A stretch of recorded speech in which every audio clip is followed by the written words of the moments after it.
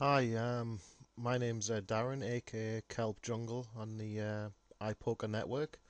Welcome to my first video. I've just had about 4 months off from poker and I'm just getting back into it now.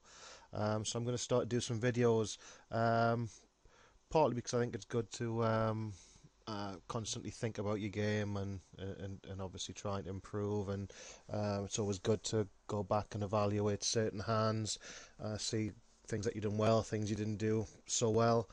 What I'm going to do is just to start off is just load up a couple of simple double or nothing tournaments. Um, there's 10 players in each tournament for those who aren't familiar, and half of the players, so in this case 5 of the players, get paid. So we're going to play some $5 50s, and if you obviously finish in the top five, you get $10. So you've got a profit there of $4 50. Really, you need to be cashing in at least 60% of them to be profitable, because you do need to beat the rake.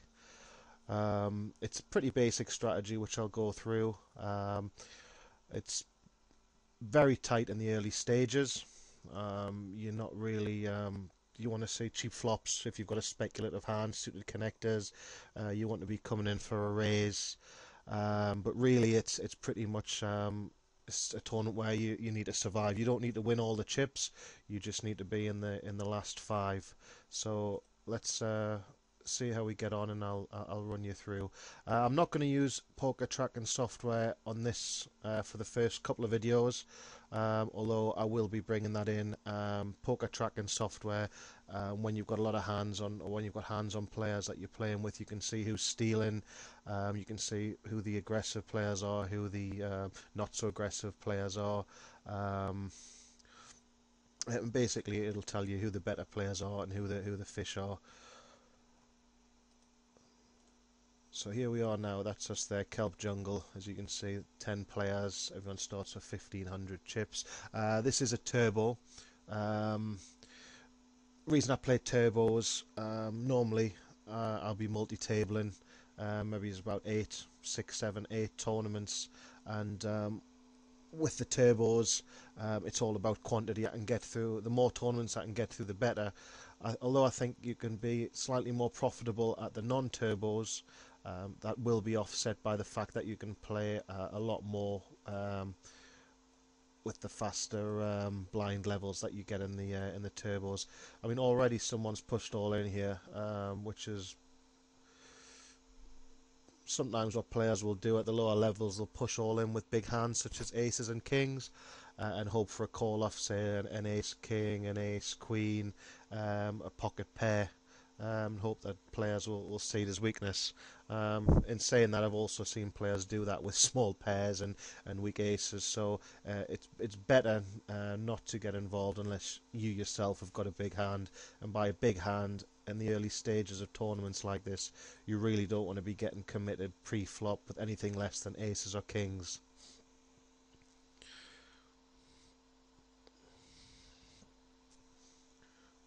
So like I said, they'll not be probably. I don't think we'll be involved too much early on.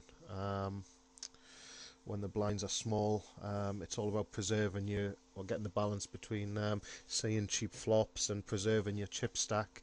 Obviously, once the blinds are bigger, then normally, if you've got a stack in the region of 10 big blinds, 11, 12 big blinds, then I would say if you are going to come into a pot, you should really be, well, really pushing all in. The blinds will be, 50, 100, 75, 150, and especially if there's been a caller in the pot, then you're quite happy to take those chips and still be in the tournament.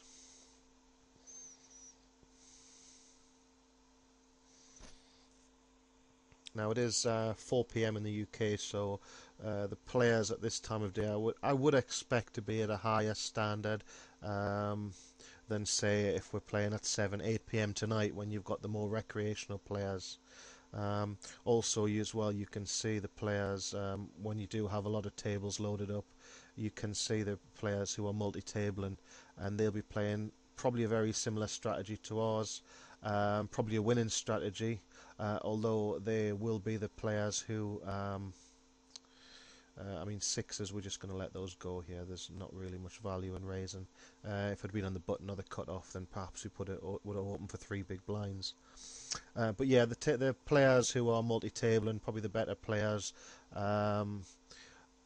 those are the players where you can really take advantage of when they're in the blinds, because they're just very robotic. They'll be clicking the fold button a lot. They'll not be getting involved with anything other than very good hands. And like I say, that can be a winning strategy. But I do find that some players do play a little bit too tight at these levels and can definitely be exploited.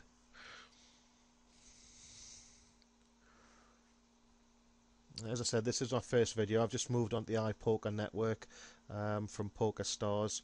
One of the reasons for that is that in the cash games especially, I've already found that you've got a lot of players, regular players, and sometimes at certain stakes you might only be able to get 6 tables open. What that means is when you're using tracking software, you can get a lot of hands on the regular players very quickly, and you can really understand how they play, and that's a massive advantage. I mean, anyone who does play without tracking software these days is at a massive disadvantage.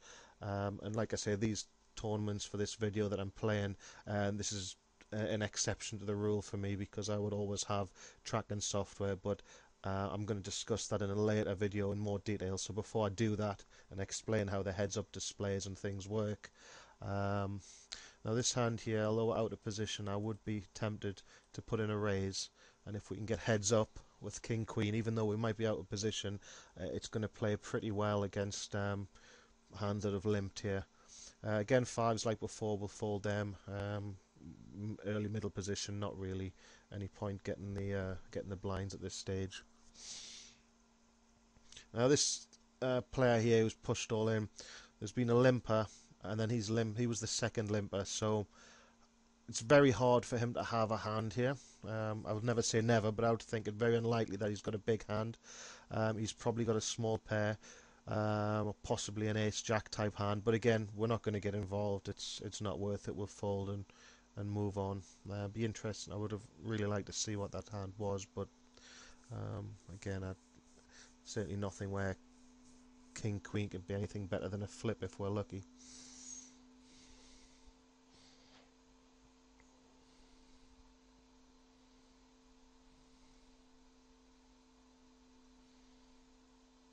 With these type of tournaments, there is also the six-handed tournaments, which is something I didn't play on Stars. In fact, I can't remember if Stars actually even had the six-handed. But the six-handed option, you have to play more hands, obviously, because the blinds are hitting you a lot more.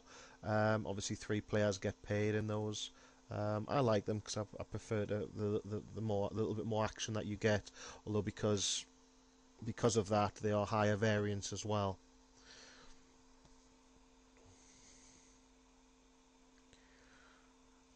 If you notice, we had King Queen in this hand, but there was a min raise under the gun, which is normally strength, and then with other players entering the pot, King Queen out of position is you're never going to know where you're at, even if you hit the King or the Queen, and there's a lot of heavy action.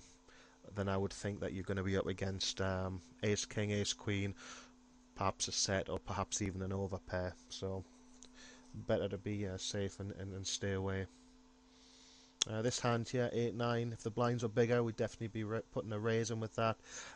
If they'd been suited, I would be putting a raise in, but as it is, I'm just going to let this hand go. We've already lost 120 with that King Queen before. 3-2 is a no-brainer.